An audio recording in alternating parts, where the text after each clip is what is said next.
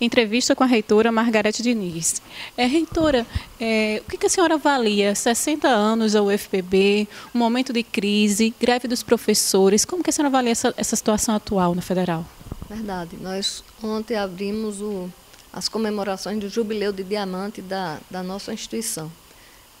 60 anos de universidade representa um grande avanço e contribuição da nossa instituição para a Paraíba, para o Nordeste, para o Brasil e, quiçá, para o mundo. Essa construção e essas comemorações refletem as ações de sucessivas gerações que hoje atualmente as que aqui estão no engrandecimento dessa instituição para a sociedade. Ou seja, vivemos um momento de crise que não é na Universidade Federal da Paraíba, é um momento de crise no nosso país, que se reflete, óbvio, nas universidades federais como um todo. Nós temos a Associação Nacional de Reitores de Universidades Federais, ANDIFES, nós temos acompanhado e trabalhado junto ao Ministério da Educação. Nas nossas universidades, nós tivemos um corte de 10% do custeio e de 40% de capital, via MEC, que isso, de fato, gera um processo de prejuízo para as nossas ações do dia a dia. Porém, eu digo que nós temos muito a comemorar.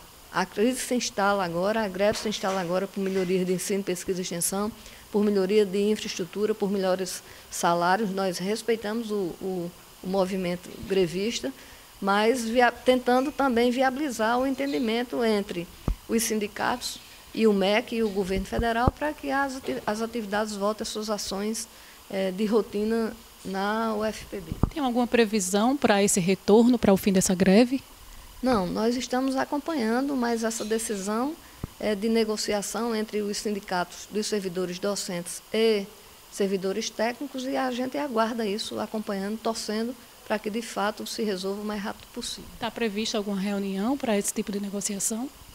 Sim, sempre os sindicatos nos informam o andamento das negociações e nós esperamos que o mais breve possível. Nós vamos completar 60 dias de greve, dia 28 de julho agora. E do que você falou dos 60 anos, eu digo, hoje nós temos aqui um Instituto de Pesquisa em Fármacos e Medicamentos, a Agência de Inovação Tecnológica, a Superintendência de Comunicação Social. Nós vamos viabilizar a nossa TV, que ela saia de analógico para digital, estamos buscando a nossa rádio universitária, reestruturamos todo o banco de professor equivalente, de servidor equivalente, de professor EBTT. Hoje nós temos um professor titular de carreira na nossa instituição. Em todos os pró-reitorias nós temos avanços significativos que vamos publicizar para mostrar à sociedade, 2 anos e 8 meses dessa gestão, o que foi feito, o que era a UFPB, o que é e o que ela pode ser. Em relação, existem, acho que são 1.200 servidores que estão prestes a se aposentar. Acho que eles estão esperando uma nivelação. Eu acho que seria isso. Hoje nós temos cerca de quase 4.000 servidores na UFPB, uma perspectiva de quase 1.000 servidores também no Hospital Universitário, contratados pela EBSEC, que chega a quase 5.000 técnicos administrativos na UFPB. Existe, sim, pelo levantamento da nossa pró-reitoria, um quantitativo bem significativo, praticamente 1/3 dos nossos servidores tem tempo para aposentadoria, mas isso é uma avaliação individual de cada um. Existe o processo em que, completados 70 anos de idade, aí ele sai por compulsória, mas até lá ele pode ficar com abono permanência e pode continuar dando a contribuição à instituição. É uma decisão de cada um, mas à medida que for aposentando, nós vamos fazer um concurso ainda este ano. Eu tinha dito que a previsão nossa de publicar o edital era em abril, porém nós decidimos que contratar uma empresa. E aí foi feito um processo e a empresa IDECAM, vinculada à Fundação Getúlio Vargas, foi a vencedora e nós vamos entregar o concurso para que ele aconteça de forma idônea, transparente e com a maior lisura possível e certamente até o próximo mês nós estaremos publicizando essas datas. Provavelmente, então, o edital será publicado no próximo mês? Provavelmente. Esse concurso, a previsão nossa ainda é para esse ano. Esse ano, mais ou menos que mês, para fazer prova e tal? Não, porque como a empresa vem, e nós vamos ainda fazer a publicação de um edital interno, que antes nunca existiu aqui. Se a pessoa vinha do campus 2, 3 ou 4, ele vinha por um favor de alguém. Hoje ele vem através de um edital interno, uma resolução nossa do Consune, e aí ele se candidata a ser removido de areia, de bananeiras do litoral norte para João Pessoa, e na sequência nós abriremos o edital externo. Certo.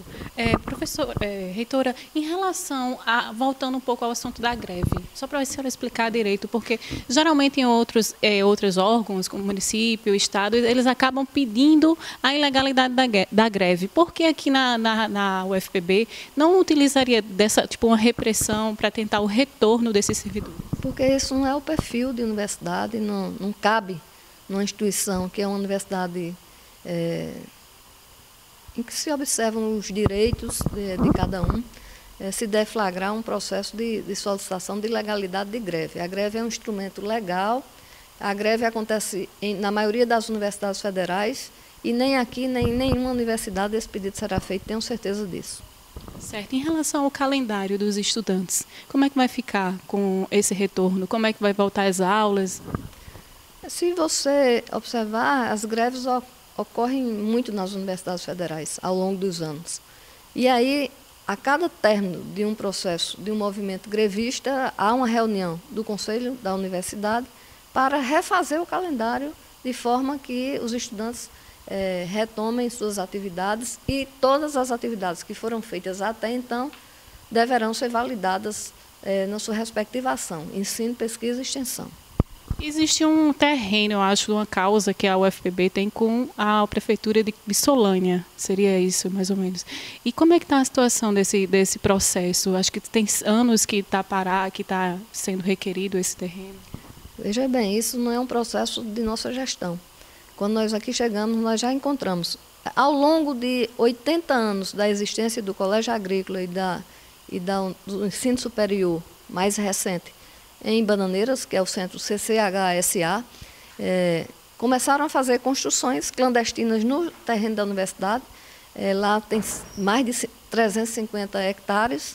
E em 2010, nós chegamos aqui em dezembro de 2012, novembro de 2012. Em 2010, já havia sido transitado e julgado um processo de reintegração de posse.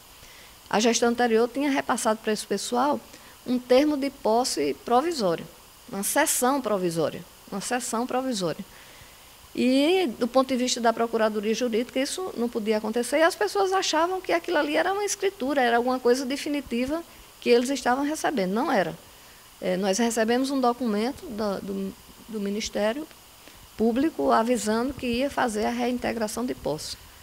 Nós entramos nesse circuito, atendemos aqui o prefeito de Solânia, líderes comunitários, os interessados, as pessoas que estavam lá morando nas casas, e Solânia apresentou uma proposta de repassar para a universidade uma área equivalente para ser incorporada ao CCHSA da UFPB, e nós deixássemos só aquele quantitativo, num quantitativo cada um, em média 10 metros por 20, ou seja, 200 metros quadrados para cada um. Essa negociação está sendo feita.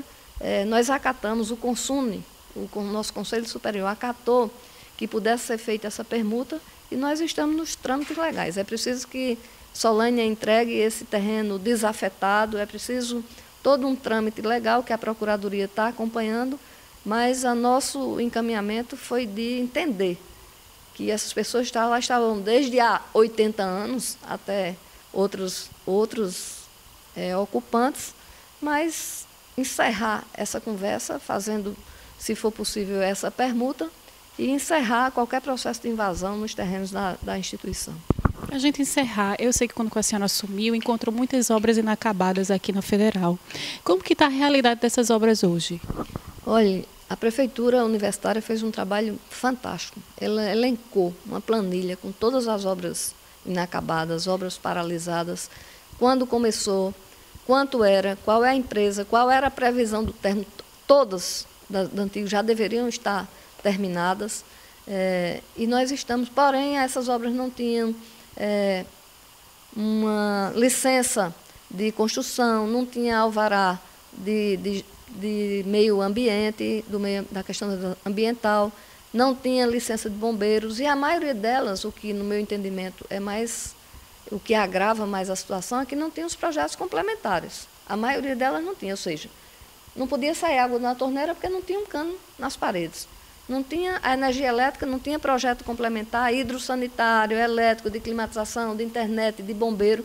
Com isso, na nossa gestão, nós estamos elaborando os projetos para que a gente possa terminar. Não dá para dizer, foi fulano que fez a obra, chegou na cadeira da reitoria, vai ter que assumir a instituição como nós recebemos e dando conta de que, de fato, as obras precisam ser concluídas para que a infraestrutura seja retomada e a gente vai para outro patamar de discussão, que é de aquisição de equipamentos e botar nossa universidade para funcionar na sua plenitude, porque ela já é uma das melhores universidades do Nordeste e do Brasil.